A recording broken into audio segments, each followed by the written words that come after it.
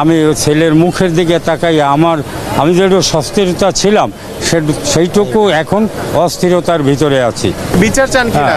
বিচার তো অবশ্যই। তাকে এভাবে অতর্কিত হামলা করা এটা মানুষের কাজ না। এখন পর্যন্ত প্রশাসনের দিকে কি পদক্ষেপ নিছে, স্বরাষ্ট্রমন্ত্রী কি পদক্ষেপ নিছে, তারপরে প্রধান উপদেষ্টা কি পদক্ষেপ নিছে, এটা তো আমরা জানি না। পদক্ষেপ নেবে তারা। সেই জুলাই যোদ্ধা নূর যখন গতকালকে খুব মারাত্মকভাবে জখম হয় এবং তার যে জখম সেটি আপনারা জানেন কিনা আমি জানি না, তার দেখা গিয়েছে যে তার নেজাল ফ্র্যাকচার এবং তার হেড ইঞ্জুরি আছে এবং গতকালকে তার হেড ইঞ্জুরি সেটা নিউরো সার্জন তারা দেখেছেন যে ব্রেনে যে রক্তক্ষরণ সাবঅ্যারাকনয়েড স্পেসে আর যে ব্লাড জমা হয়েছে সেটি দেখেই তারা কিন্তু এই ঢাকা মেডিকেল কলেজের আইসিইউতে ভর্তির জন্য অ্যাডভাইস দিয়েছে এবং সেই স্কাল্পে তার যে ফ্র্যাকচার এবং নেজাল ফ্র্যাকচার, তার নাকের যে বোন সেটি ভেঙে গিয়েছে। দর্শক, নুরুল হক নূর হাসপাতালে আইসিইউতে ঢাকা মেডিকেল কলেজের, সেটা আমরা সবাই জানি।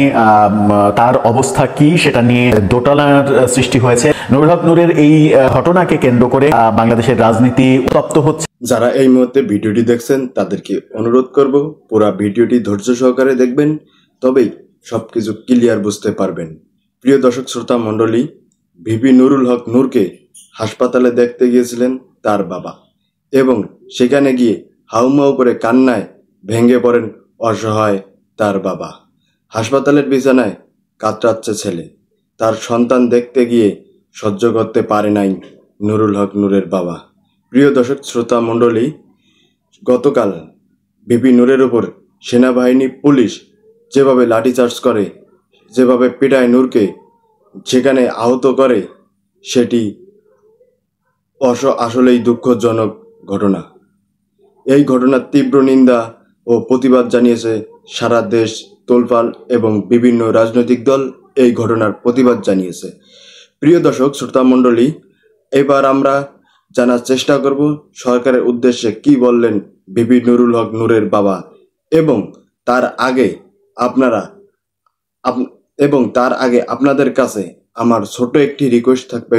এখনো যারা চ্যানেলটি সাবস্ক্রাইব করেন নাই অবশ্যই চ্যানেলটি সাবস্ক্রাইব করবেন এবং সম্পূর্ণ ভিডিওটি দেখবেন। চলুন দেখে আসি। আমি যেটুকু সস্থিরতা ছিলাম সেইটুকু এখন অস্থিরতার ভিতরে আছি। বিচার চান কিনা? বিচার তো অবশ্যই। কারণ এই অন্তর্বর্তী সরকারের অধীনে এই এত বড় একটা দুর্ঘটনা এটা পৃথিবীর ইতিহাসে নাই, যে একটা রাজনৈতিক দল এবং একটা রাজনৈতিক দলের সে চেয়ারম্যান, তাকে এভাবে অতর্কিত হামলা করা এটা মানুষের কাজ না। এবং সেখানে দেখা গেছে পুলিশ, আর্মি এবং ওই জাতীয় পার্টির লোকজন, তারপর কিছু অনুপ্রবেশকারী সবাই একত্রিত হইয়া তাকে এভাবে তার উপরে হামলা করছে। এই হামলা আমি এর তীব্র নিন্দা জানাই এবং স্বরাষ্ট্রমন্ত্রী এবং এটা অন্তর্বর্তী সরকার ডক্টর মোহাম্মদ ইউনূসকে আমি বলবো এর জন্য সমুচিত শিক্ষা দিয়ে এদের বিচার করা হয় এই বাংলার মাটিতে। যদি এই বিচারই না হয় তাই বাংলার মাটিতে অনেক কিছু ঘটে যাবে। কারণ যেই দেশের কোনো প্রশাসন কোনো একটা দলের সাপোর্ট করে খামাখা, এবং যেই দেশের অন্তর্বর্তী সরকার একটা দলের সাপোর্ট করে, সেই দেশের মানুষ কিভাবে ওই দেশে বসবাস করে, এটা খুব মর্মান্তিক বিষয়। সেহেতু এখন সে ভালো হোক, আমি এইটাই কামনা করি। তারপরে এটা নিয়ে সরকারের কাছে তো তার দলের পক্ষ থেকে আবেদন করা হয়েছে। অন্তর্বর্তী সরকার এখন আর স্বরাষ্ট্রমন্ত্রী তারা এটা কি করে এটা দেখা যাবে সামনে। আমি আরেকটা কথা বলবো, এই বৈষম্য বিরোধী দল আজকে বাংলাদেশে তারা একটা বড় দল। এই শুধু এটা বৈষম্য বিরোধী দল শুধু ছাত্ররা করে নাই, আপামার জনসাধারণ, সারা বাংলাদেশের মানুষ, আলেম ওলামায়, কামার কুমার, ঋষি তাঁতি সবাই 5 তারিখে নামছে। অতএব এই 5 তারিখের জুলাই অভ্যুত্থানে সবার সম অধিকার আছে। সেই ক্ষেত্রে এত বড় একটা সমস্যার ভিতর দিয়া দেশ একটা জায়গায় আসিয়া পড়ছে, সেইখানে পুনরায় এটা পুনরাবৃত্তি হইতেছে, এটা খুব দুঃখের বিষয়।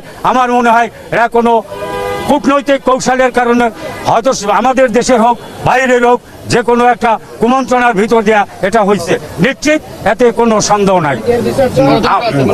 আমি এই হামলার তীব্র নিন্দা এবং এই এত বড় একটা ন্যাক্কারজনক ঘটনা এখন পর্যন্ত প্রশাসনের দিকে কি পদক্ষেপ নিছে, স্বরাষ্ট্রমন্ত্রী কি পদক্ষেপ নিছে, তারপরে প্রধান উপদেষ্টা কি পদক্ষেপ নিছে, এটা তো আমরা জানি না। পদক্ষেপ নেবে তারা, এটা তাদের নেওয়ার কথা, এবং তারা কি নিছে এটা আমরা জানি না। প্রিয় দর্শক, যারা সম্পূর্ণ ভিডিওটি দেখছেন অবশ্যই আপনাদেরকে ধন্যবাদ। এবং সরকারের উদ্দেশ্যে ভিপি নুরুল হক নূরের বাবা কি বার্তা দিলেন? আমরা একটা স্বৈরাচারকে পতন করেছি শান্তিতে থাকার জন্য, কিন্তু আজও কি আমাদের দেশ শান্তিতে? অবশ্যই আপনারা আপনাদের মহামূল্যবান মন্তব্যটি কমেন্টে লিখবেন, এবং আপনাদের সাথে আবার দেখা হবে পরবর্তী ভিডিওতে। আল্লাহ হাফেজ।